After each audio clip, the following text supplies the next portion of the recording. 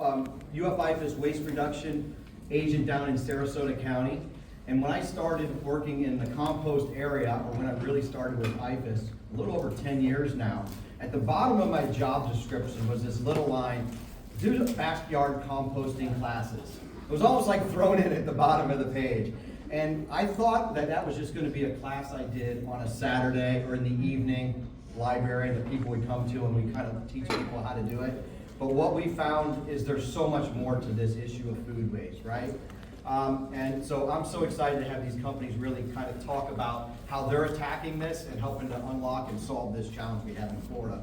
So why don't we just kind of start at the end here, just a quick introduction of yourself and just your business, where you maybe operate from, and we're going to go from there. Well, if you guys aren't sick of me yet, I'm still Xavier. I'm still with Renewable, and we do food scrap hauling and processing. Miami, Broward County, Sarasota, Tampa, St. Pete, Orlando, Gainesville, a couple of the areas in between. So, yeah, happy to be here. Hello, my name is Rodney Eaton. I'm co-owner of Eaton Worms, and we do vermicomposting, and that's with worms, composting with worms. And yeah, can't wait to tell you all that we've been done.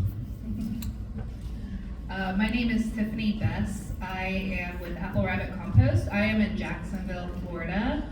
I am a new mother, but up until then we were compost processors and haulers. But I have since switched to just primarily hauling.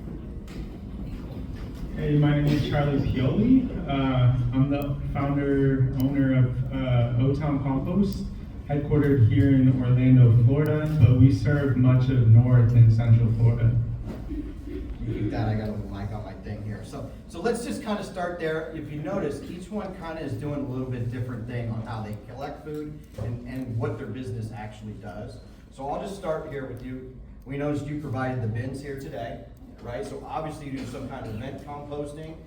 Tell me a little bit about your business operations and the areas that you focus on in the community. Yeah, so I mean, composting, we had to start processing the food waste we collected, as well as collecting the food waste in my Toyota Camry. But we soon outgrew that, and thankfully we, built relationships in the Orlando area, people who are willing to take that food waste as a feedstock, incorporate it into their process, and produce nutrient-rich compost.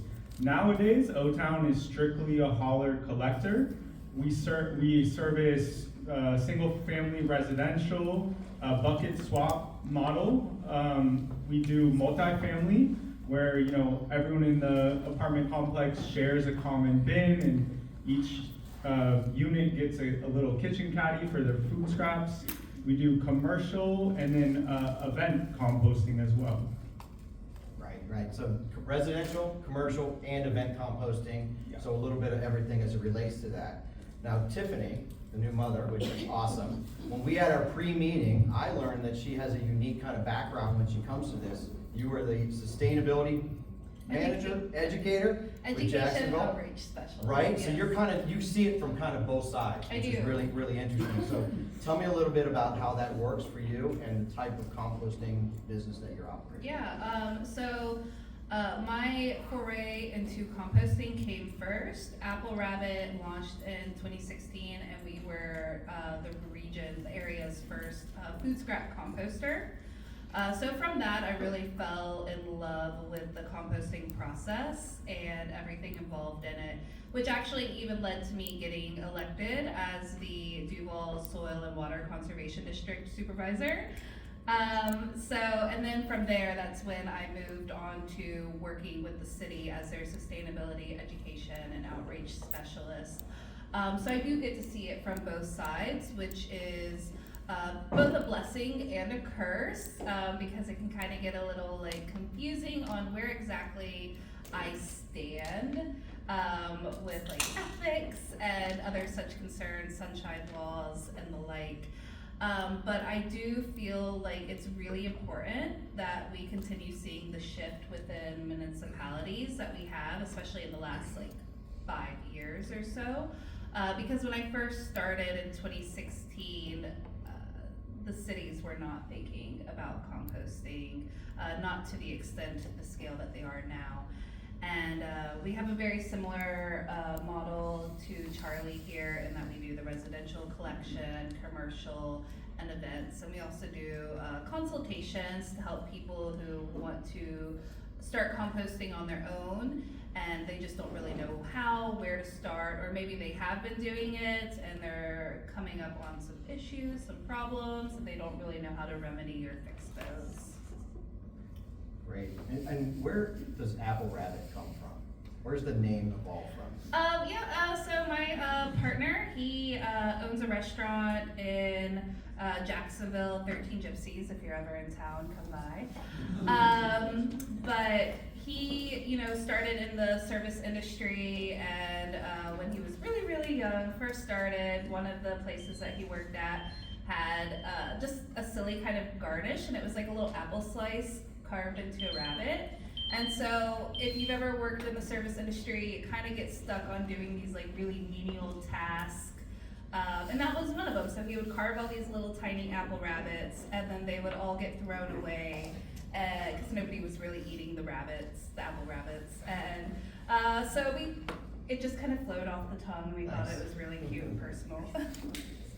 That's great. Now, Rodney, you and I are aligned a little bit. I do classes called Learn to Build a Worm Bin.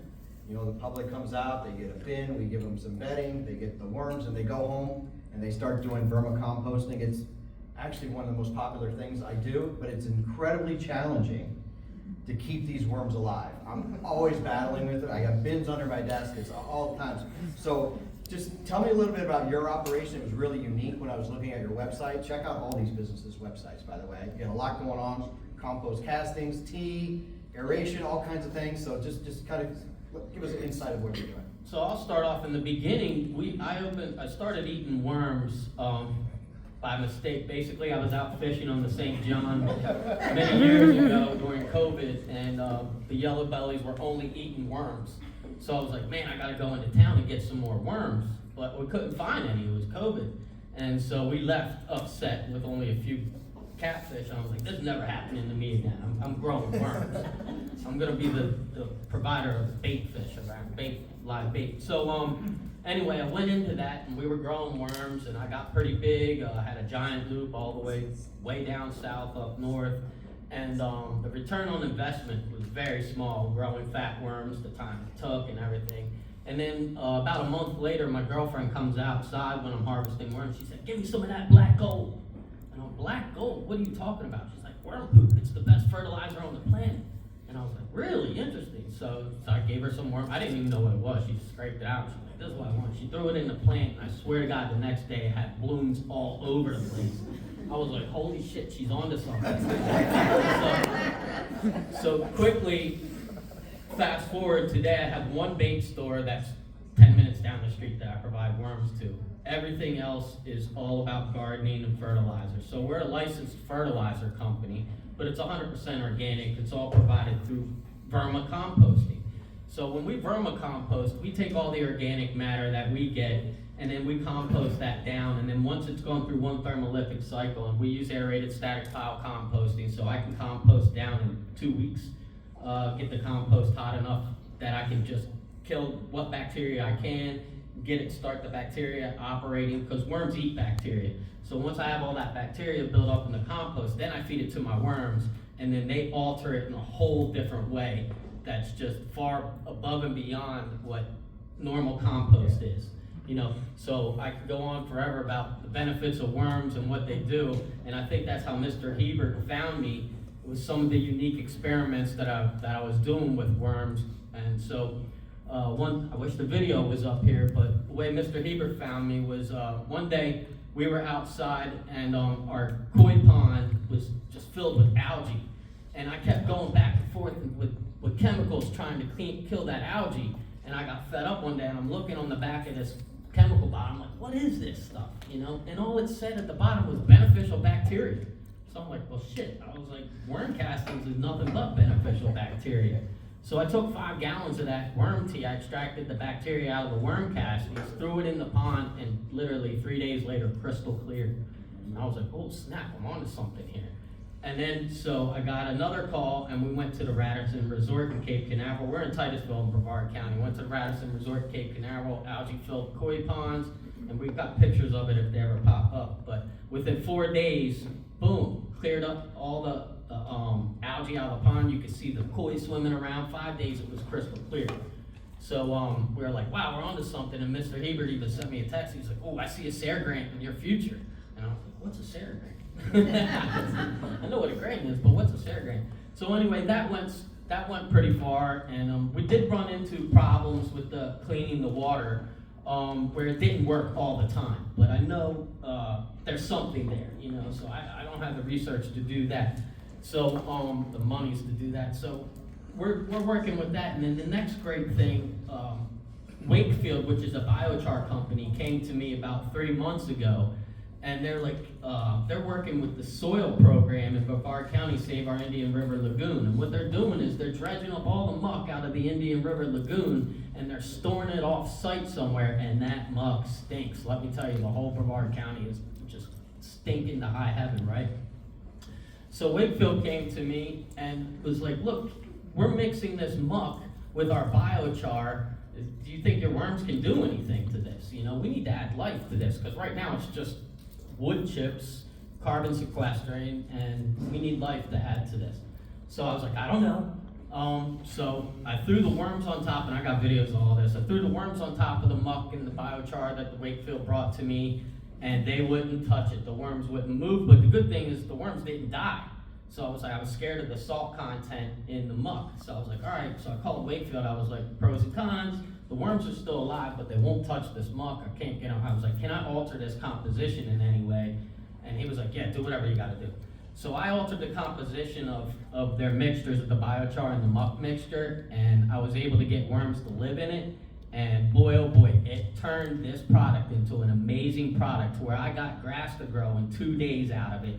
And I got pictures of it with just trying to grow out of the muck, trying to grow out of the biochar muck mixture, and then what happens after I send my worms through this biochar muck mixture, and night and day, it's amazing what worms can do. So I was thinking, all right, what's going on here? Well, worms eat bad bacteria. It stinks to high heaven. Only death and decay has an odor. So I know it was stinky and whatnot. So after making it a viable product to where grass can grow out of it through the use of worms, I then introduced the worm tea to it. And I was like, well, this muck is just horrible. I was like, good bacteria eats bad bacteria. So I just mixed my worm tea, which is worm castings extract. I extract all the beneficial bacteria and enzymes out of the worm poop. Worm poop has over 200 million beneficial bacteria and enzymes, between 15 and 30,000 different types. Now there's Wiggle Brew out there who's been able to extract a bacteria from worm castings that's able to eat plastic, and they got a heck of a grant for that. So I was like, well, you know, that's great. There's 30 other thousand bacteria and enzymes in this thing. So let's see what I'll do. I mixed it into this muck, and the odor went away immediately. I was like, holy cow, this stuff's amazing. Nature's amazing.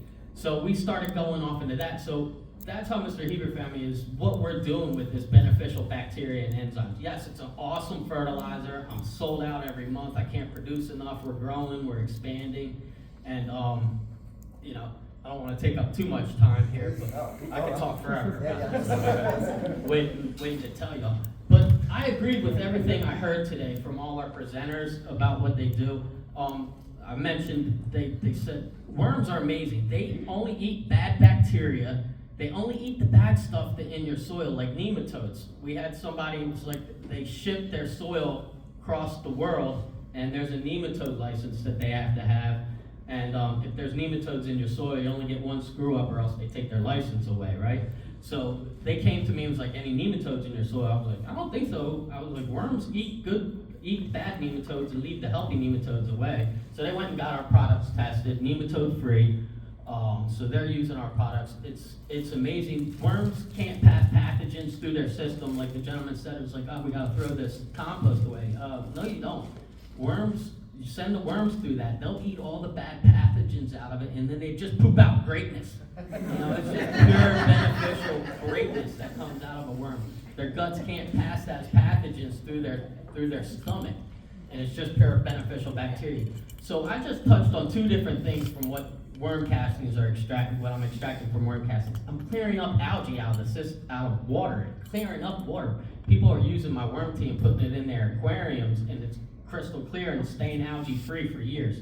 I don't know the science behind it and all that. I know that algae is a single-celled organism that contains chitin. Worm castings contain chitinase enzymes. All plants contain the chitinase enzyme as their natural form of pest defense against bugs. So another thing that we do is we make these worm castings extract, and right now I'm making 6,000 gallons a month. We treat the Brevard Zoo, we treat Rockledge Gardens, which is one of the biggest garden centers in Brevard County. They use this product. I got lawns and services that I treat all over the place, and we just expanded down to Miami. So I got a company down in Miami that came up and bought my worm tea fertilizer franchise, and we're expanding that down there. It's natural organic fertilizer, natural organic insecticide, natural organic. It's just amazing what it does. And what we do is people have heard about, anybody heard about worm tea, worm casting, worm composting? Yeah. All right, so a lot of people, they always think, oh, it has a shelf life. Okay, yeah, it does have a shelf life, but when we're talking about billions and billions of bacteria in there, half of that bacteria is going to die. When you take food, water, and oxygen away from beneficial bacteria, I always talk beneficial bacteria, but bacteria, it's either going to die or it's going to go into a stasis, which is a hibernation period. And then, so I tell people, hey, if it's dead, you're still feeding the organisms in your soil. Like the other gentleman said, Lynn, he picked up, there's more life in a teaspoon of soil than there are people on this planet. And that's what we got to think about, people. You got to take care of the soil here for gardening purposes. And so, I forget where I got so much to talk about. All right. We're gonna keep riding. We're gonna keep moving. We're gonna keep moving. Yeah. Let's keep Sorry, moving. guys. We're almost out of time.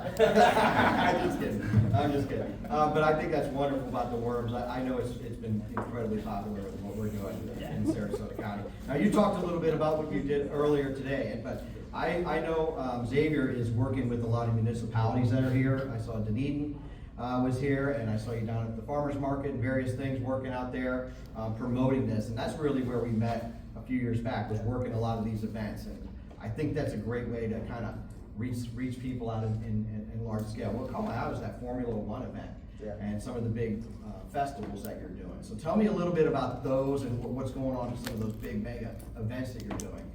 Yeah, sure. First off, I'd like to say that I want to be a worm when I grow up. This is that's every day. That's so yeah, big events have kind of put us aside from what I guess the event organizers would think was possible.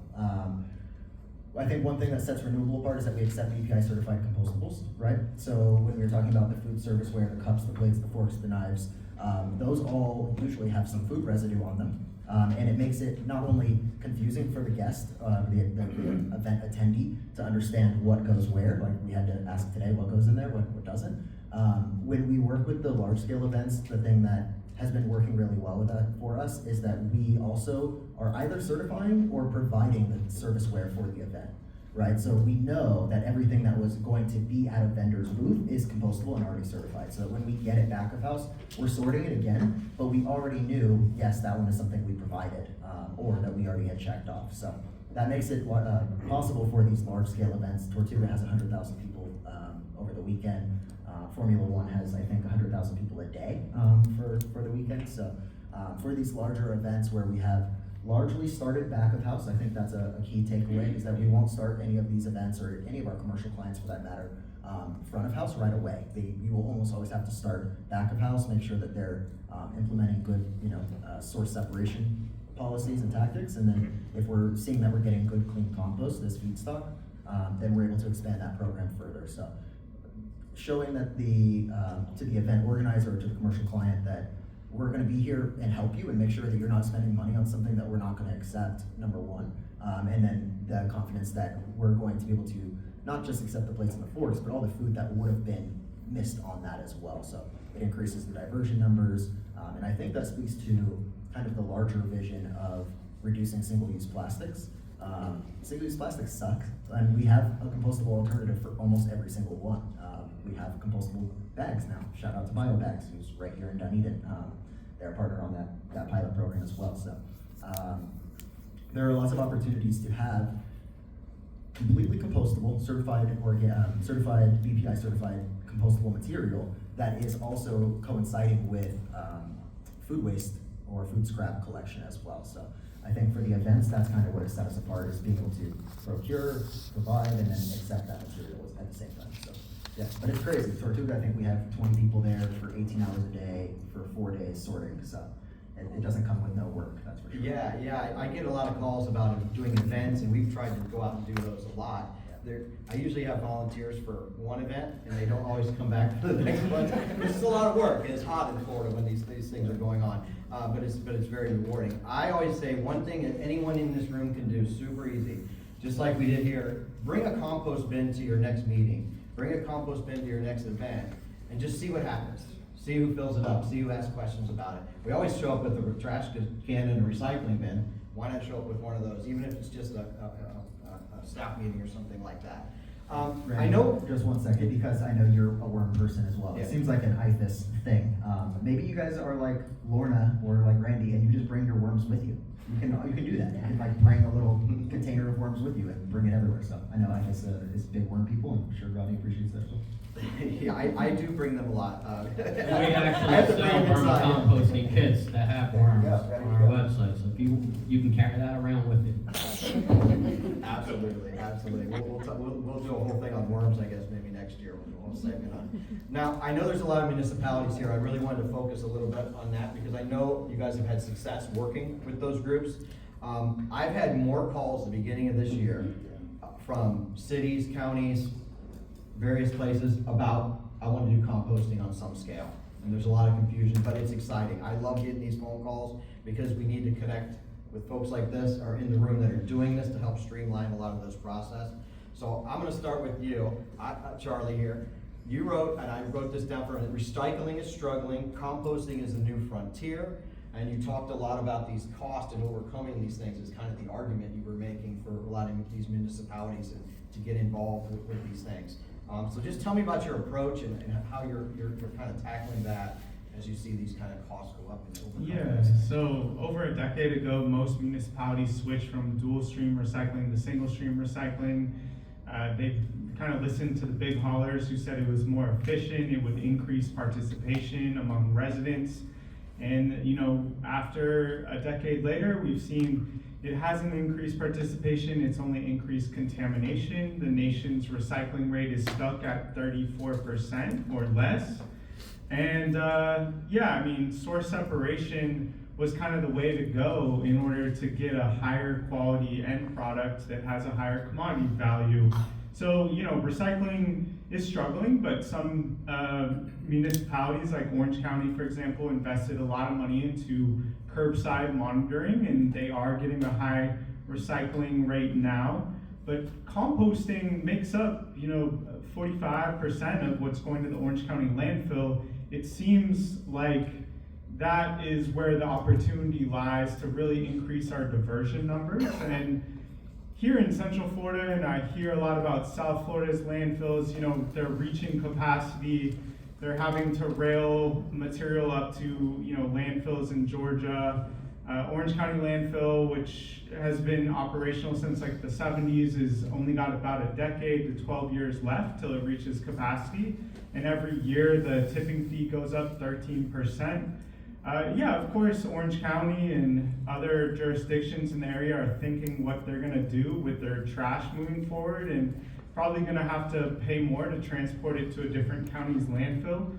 But from day one, O-Town Compost has always been focused on providing, having that, triple public-private partnership, the triple P partnership with our municipalities, so that we're doing curbside compost collection, we're doing, we're helping shape policy like, food waste collection mandates or pay-as-you-throw incentives where people are actually able to, reduce how much they're paying for their trash based on diverting more towards composting and recycling. So just like any utility, electricity or water, we pay for our usage.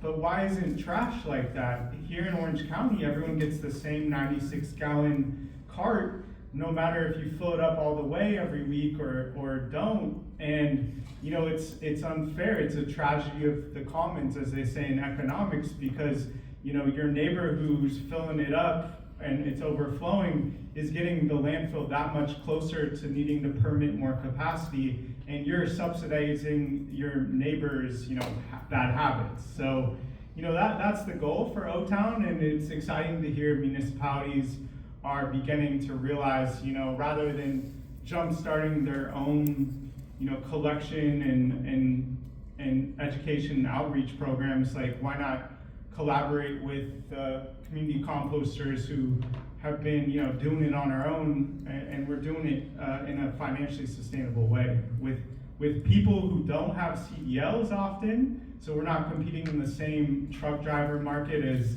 you know, the big haulers, and the people we hire are passionate, you know, they want to be handling the food waste, which a lot of, you know, big waste haul drivers, they don't want anything to do with it, so. Well, and kind of picking up on that, yeah, I love that message. Tiffany, you and I were talking earlier today about kind of this kind of ramp up they're doing in Jacksonville. And I've talked to a couple of the cities that are here as well. They're trying to keep it under a certain amount of volume so they don't have to, you know, they can still handle it on site and things like that. And you were talking about how you got over that 100-ton threshold and you're moving and navigating with a different company. Kind of take me through that little journey. I didn't explain that well, but you started small and you're going big. How'd you kind of work your way through that? Because I think there's a lot of sustainability managers that would like to kind of hear how you kind of unlock that. Yeah, so it was kind of talked on a little bit earlier today that a lot of community composters do operate in a bit of a gray area. It's kind of been backyard composting is permitted, and then you jump straight to industrial. You have to be permitted as a landfill site in order to compost food waste, and so like there's this big jump, and there's very little like middle ground. In the state of Florida, we do have that exception that you can compost up to 100 cubic yards, and so that's kind of also, you know, it was talked about earlier with Filthy Organics, that he kind of operated under that assumption that he would be allowed to do what he's doing as long as he stayed under that threshold. And so Apple Rabbit Compost has pretty much done the same thing for the last 10 years. And as we're moving forward though, and that the municipality is now starting to kind of dive into the concept or the potential to provide municipal composting, we've kind of had to like kind of shift that, or at least make sure that we're able to like carve out our permission to exist, so that when these bids are coming up available, Apple Rabbit Compost is in the running for that, and it doesn't automatically go to the large facilities that are permitted, because I feel like a lot of municipal cities, you know, you kind of go with what you understand, and you know that when a bid comes available, it goes typically to the biggest guy with the most money, the deepest pockets, and I think that it's very possible, and it has been shown through other municipalities, other states, other regions, that you can have very, very successful partnerships with community composting organizations in the municipalities. So working with the city to make sure that we have local ordinances that reflect the state ordinances that allow us to exist and to continue growing.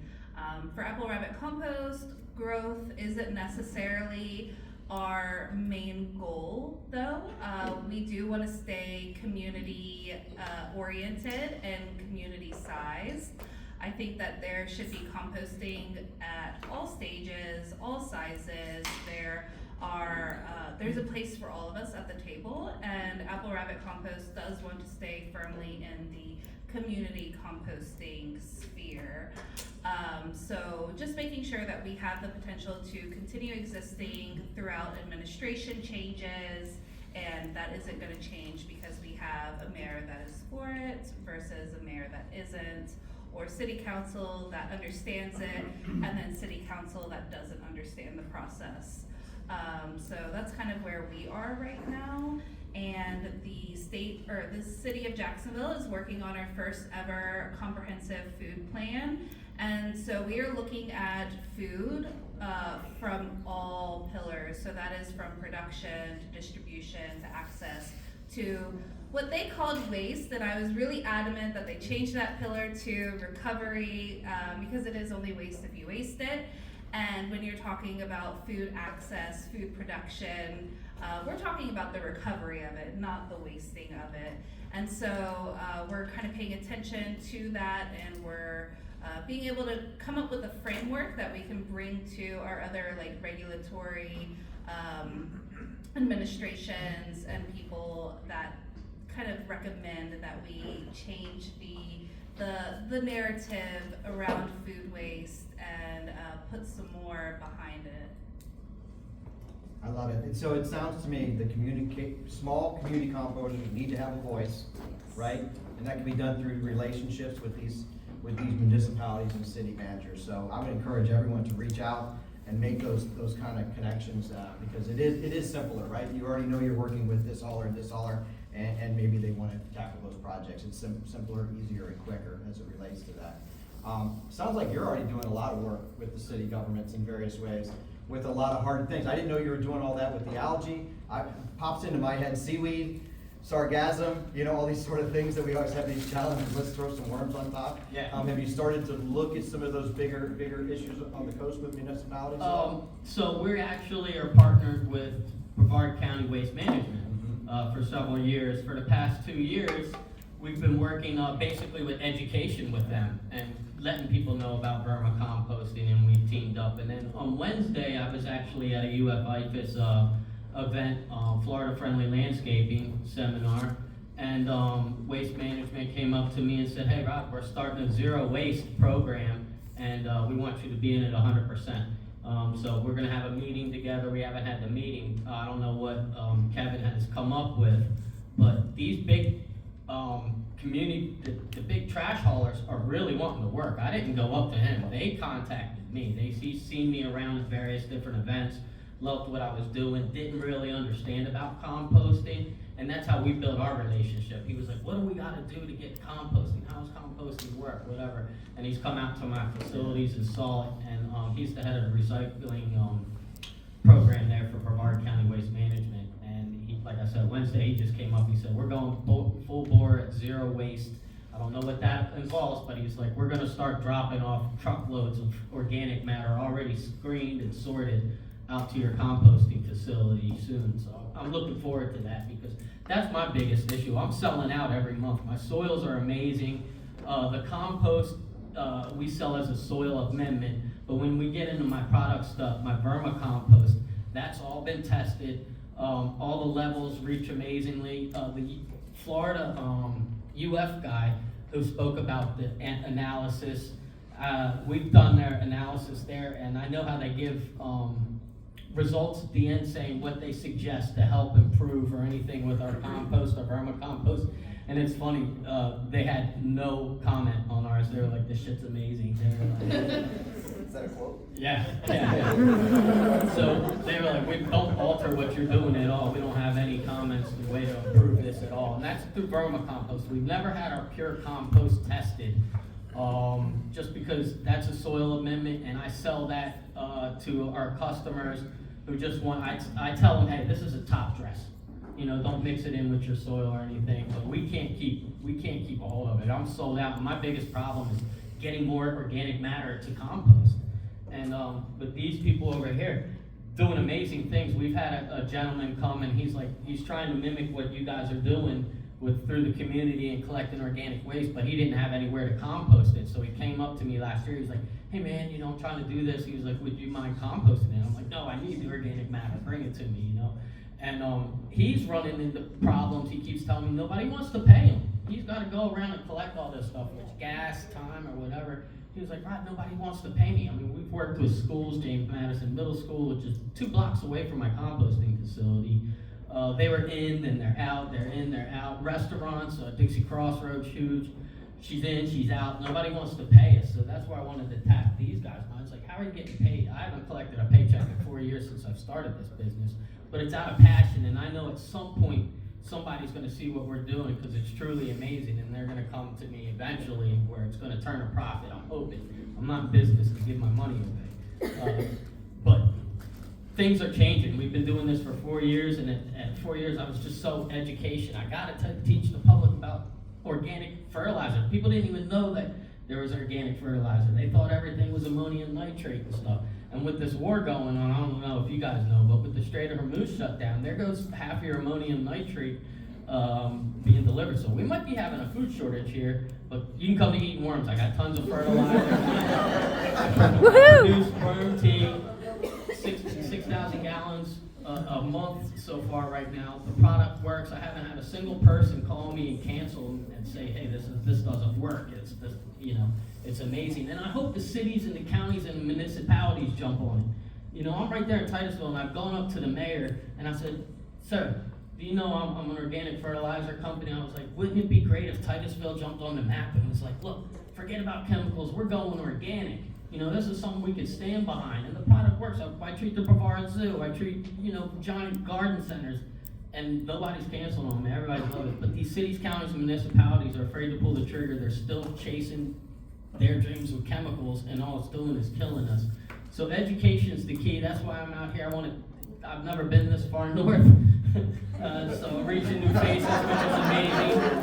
And a lot of people can understand what we're doing. On top of the composting, yes, we compost and everything, but there's a lot more to it once you get down to it, and the bacteria and the beneficial bacteria, what it can do for our not only our soils, but the waters that I've proven, clearing up water, smells, odors. I had somebody come to me that saw my smell with the muck that I'd done. They were like, hey, you should try your worm tea in the porta potties. I was like, ooh. I don't want to do that test though. I was like, I have a pile of poop in my backyard. No. Just to pour this. My girlfriend would be like, no. But just so many amazing things that are derived from worm castings and all that beneficial bacteria and enzymes that we keep experimenting with and pulling out some amazing things. So that's what keeps me excited and hype about this is what's going to be the next new bacteria that I discover that does. And like Wiggle Brew, finding out that there's one that eats plastic. Kudos to them.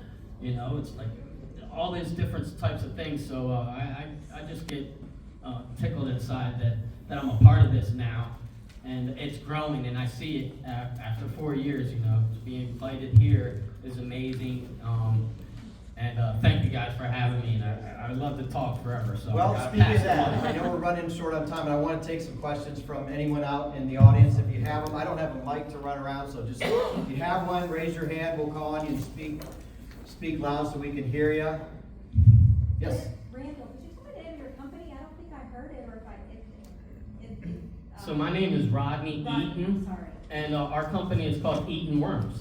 I've been made fun of for my last name, eating this, eating that, so I'm eating worms now. I just wanted to add to that, just to make sure that there's a lot of talk about semantics, and I've heard how it's defined, recoverable material versus, MSW. I just encourage everyone, if you have not looked at 62701 or 62709 and looked at those definitions, you need to. Because they're very clearly defined for operating, MSW facilities, recycling facilities, and 62709 relates to composting. The reason I bring that up is because 62709 is going to be changing soon. So if you haven't gotten involved, to understand what that means, to understand what those definitions are, they're confusing, but you need to know them. It's important for moving the industry forward, and just like recycling started in '88 with the passage of the Solid Waste Management Act here, we are, it's a collection, processing, and marketing service. Whether you're in the community, around the bicycle in Gainesville collecting it, or where you're a private hauler who, a small composter in Greenwood to buying, rear trucks or, different things to pick up parts and things from major suppliers. I just encourage you to remember recycling is a commodity, and here we're selling a product in the state of Florida that's competing with fertilizer, and we need to understand our product, what we're selling, and how we're trying to make this industry that has stagnated for over 20 years with between 4 to 6% recovery of food waste. Since '88 to now, it's never gone higher than 6%. So we have to look at the industry differently to move things forward from the lab to life, productivity and business. And we talked a little bit about some of the ordinance and stuff, so go ahead. Yeah, I couldn't agree more. Food right now, if you guys don't know, is considered solid waste. And I think that to Rodney's point, to all of our points, food shouldn't be considered waste, right? Like it's only waste if you waste it, I think is a saying we should all be using on the daily.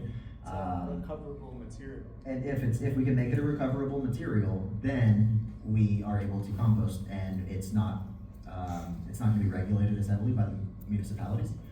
I know Palm Beach County doesn't allow composting because they have flow control ordinances around that, and that comes from state legislation. From it not being able to be a recoverable material means that we can't exempt it from flow control ordinances. So flow control ordinances essentially say that the municipalities own every piece of solid waste that's in the county, and that they get to control and must control where it goes. So a hauler like us taking the food scraps and taking it to a farm or taking it to a composting facility is actually illegal at that point. Flow control ordinances are sometimes implemented and like actually enforced more than others, but the overarching threat to composting is really huge. At any point, a municipality can tell us that we have to stop. So finding out a way to advocate for 62709 and 62701 to have food waste as a recoverable material, I think is kind of the overarching goal that will allow, as Stephanie said, like our right to exist to continue for longer and longer. Yeah, and I don't get to take I want to do a little shout out, right, to Aaliyah Garrett in the back. If you haven't met her, from the city of Sarasota, she just had this week some success changing some of that flow control within the city of Sarasota, right? So we're looking to do some composting within the city. And so she's going to need help with some of the language that they're doing and putting together some of those complicated laws and ordinances. So if anyone wants to help her, she's there in the back. Yeah, so I'm the Sustainability and Resilience Manager for the City of Sarasota, and we're working to reclassify food waste and compost, not as recoverable material, not as recyclable, not as solid waste, but its own actual definition. And we're changing the city code and the zoning code to allow for the transportation of food waste to different zone districts. So any I've been meeting with a lot of y'all, but any municipalities that want to kind of do the similar thing that we're doing, please let me know. I went to commission on Monday, got unanimous approval to move forward with doing this. So really excited. Gonna go to planning board in July and file with May, planning board July, and then hopefully adoption this fall, so. Nice. That's awesome. That's awesome. And then be right behind. Over 25 years ago, Australia passed a law that food and organics could not go into the garbage system, the dumps.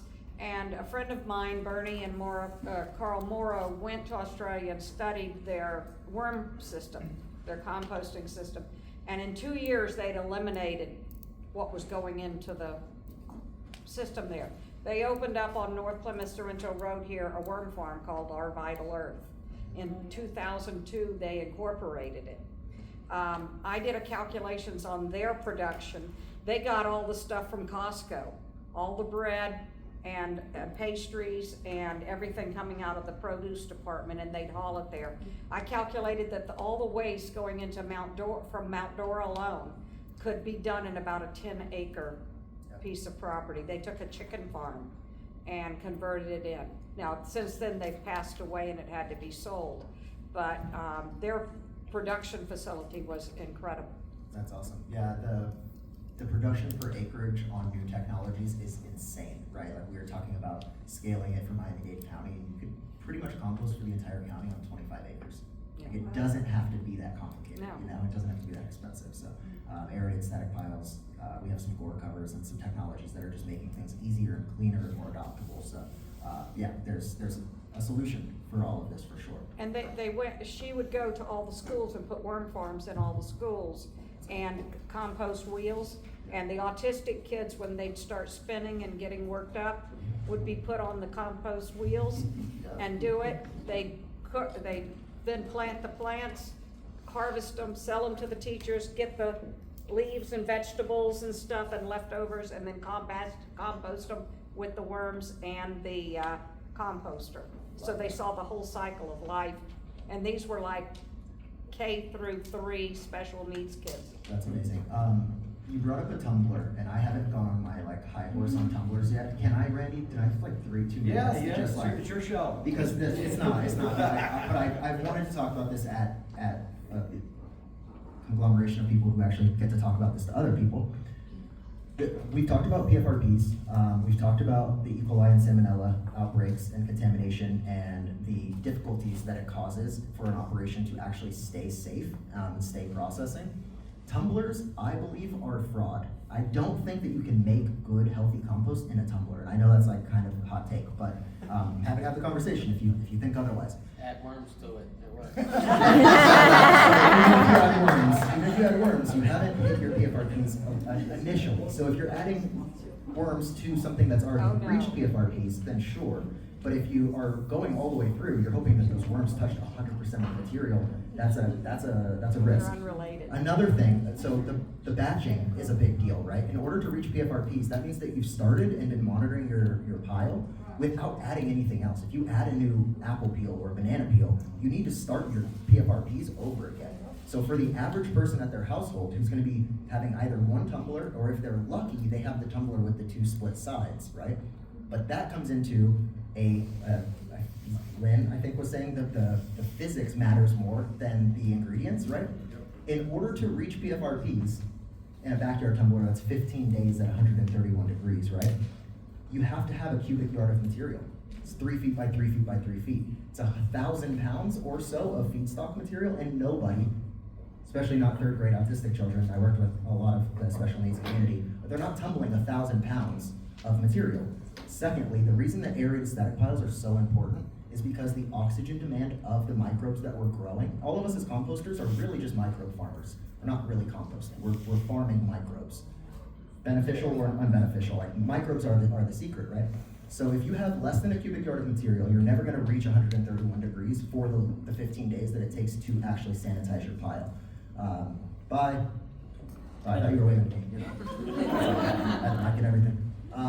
So size is number 1, batching is number 2, and then the aeration is number 3, right? So if you're aerating, what we're finding in oxygen demand is that the oxygen that you've turned and introduced to that compost pile is only gonna be active and available for about 30 minutes to those bacteria, right? Our goal as composters is to turn 1 microbe into 1,000,000 every 24 hours forever. That's the game. So if we're not giving them the oxygen to do that, their colony has a capacity of oxygen and it starts to die off, and then you're stopping the introduction of heat to that pile, right? Because the pile is not hot because we're in Florida. I have composting friends that are in Alaska that are doing this under 2 feet of snow, 150 degrees, because the microbes are having a great time. They're creating heat and reproducing and doing the things that they're supposed to do. And that is what reaches PFRPs. So, and I say this because you guys are a lot of IFAS people in the group, the backyard tumblers, I think, need to come with the asterisk that you should not be putting that on your garden. You shouldn't be eating directly from that compost because it hasn't been sanitized. Or if you're gonna have a tumbler at home, use it on your grasses or on your shrubs or on your trees, but don't do it in your garden. So I think that either we need to be talking about temperatures and PFRP and biomass, or we need to be giving the asterisks of how to do composting safely. And with that, I'll step off my high horse then. I want to jump on there too, Yeah. because thank you. I have the same gripes as well, and especially when we have a lot of sustainability municipalities in place right now. You'll see that they'll often, their first foray into composting is starting a backyard, compost bin give back program. And what we're finding out afterwards is that these, they wind up getting abandoned because the process just isn't as successful as people think it is. And then you can kind of burn people out from the composting process because their only experience with it is the tumbler, which is an inferior, faulty composting process. So if you're getting grant money, if you're getting funding for composting, I know that the tumblers seemed to be an easy way into it, and it's accessible to people. And it does have its place in some instances, and I'm not gonna dispel that. But I don't think that it should be getting as much funding and attention as I feel like it does. And I just agree with that because I spoke in front of Orange County Board of County Commissioners, and I gave them 3 reasons why, you know, a composting pickup service is a more scalable solution to our food waste problem. Number 1, you know, PFRP, a lot of people have meat, fish, dairy in their diet, which can't go in their backyard composter. Number 2, we can't track impact. When people are composting their backyard just because they were given a free backyard composter, we have no idea how much pounds of, you know, waste was diverted from the landfill. Whereas us haulers, we all have software on our collection routes, and we track every pound that we divert from the landfill. And then, yeah, number 3, the opportunity costs of not using those funds towards a more scalable kind of solution for the big problem, the big elephant in the room is, you know, food waste going to the landfill. So. All right, I hate to cut you off, you're getting pulled in the back, so thank you guys for doing this. If you have a question with us,